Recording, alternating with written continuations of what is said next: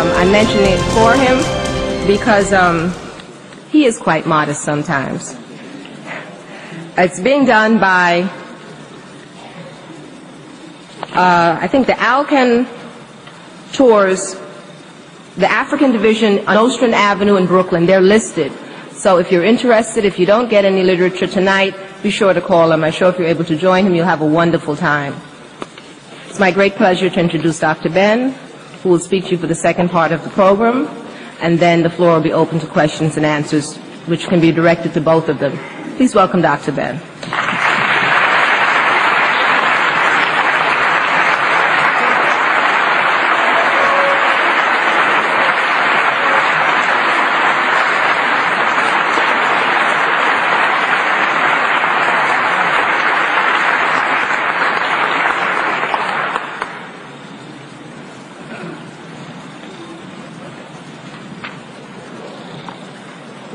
I will further say good evening, and as my elder stated, that wasn't meant to be pleasuresome, but it meant to be rather serious. But continuing where he left off with respect to the youth, I would like to start my observation by saying, not too long ago there was an attempt by a young man, but probably not so young. That young man is no longer with us, but he tried to make the Urban League responsive to at least the Harlem community where its New York branch is located. With certain constraints, of course.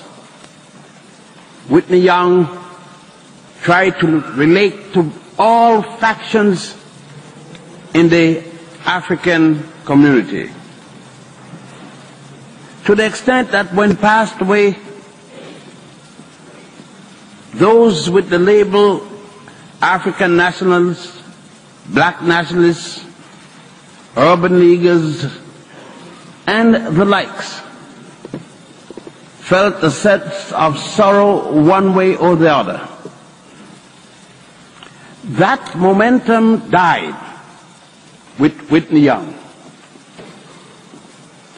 Today we see a possibility of the momentum catching on again. This time, it is a sister who is bringing it forward. But more than that, as I look around in this community, I see doctors, MD, lawyers, engineers, dishwashers, street cleaners, boot blacks. This isn't the Harlem that I've been looking at in the last few years, at least since 1966. Hopefully this is the Harlem to be and to continue. There's another factor in this that I saw that I must tell my children as the days go by. We didn't see this in churches. Of course you saw it when Richard Allen bolted the white Methodist Church. The reason was to have a church for African people, although the usual opinion is that the church belonged to all. That's the opinion. That's not the practice. But then I must then congratulate the minister who allowed us to come in this church and to present a people's position of what we are about.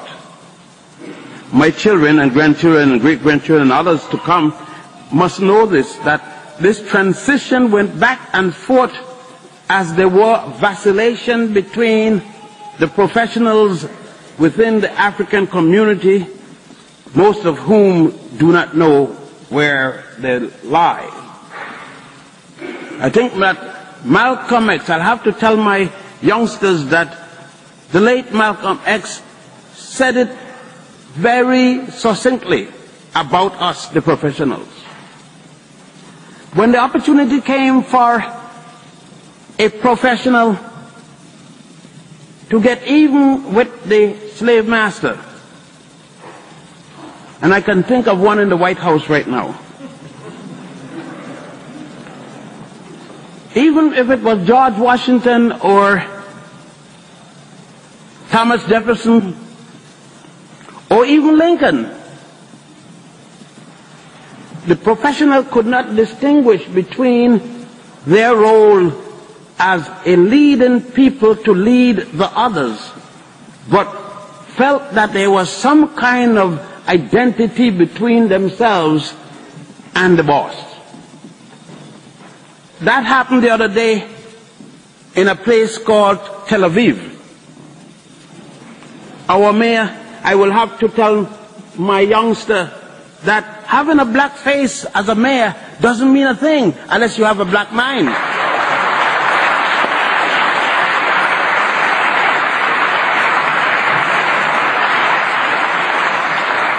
I will tell my youngsters that your vote is nothing, just having a vote. Any fool can vote. All you go pull a lever or put the X. But for what are you voting? Is it going to be the same way you voted all the time? My grandmother, my great-grandmother have voted Democratic, so I'm going to be equally foolish? I would ask my children, I would say stop and think. The person that Malcolm was speaking about equally would have voted, given the chance at that time. But he would have voted just as the other fools today. Because he would have voted like the same man and asked the boss, are we sick, boss? When there was an opportunity for the slave to take care of the master as Jesus would have done. I think it's appropriate to be in the church, because I would tell my siblings, you know, Jesus was a revolutionary. I was reading about the brother. I got to say brother because when he came down in Africa, it seems to me, and Herod was supposed to kill everything in sight that was a male, and JC hid among his brothers and sisters. That's his initial, JC. He hid among his brothers. Now if JC was not black, how could this blonde child hide among these black people?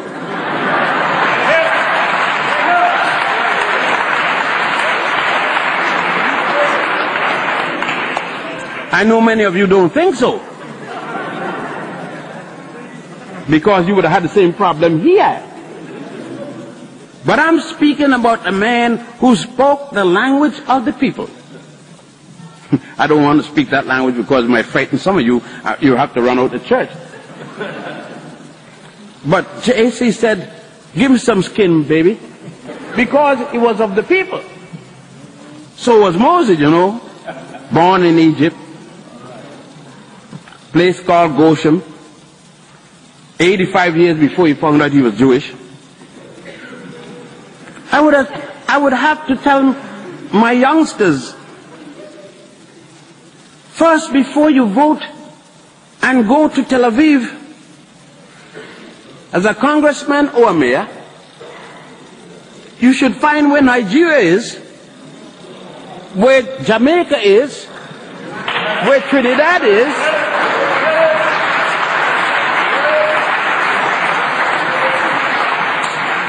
Mississippi and North Carolina.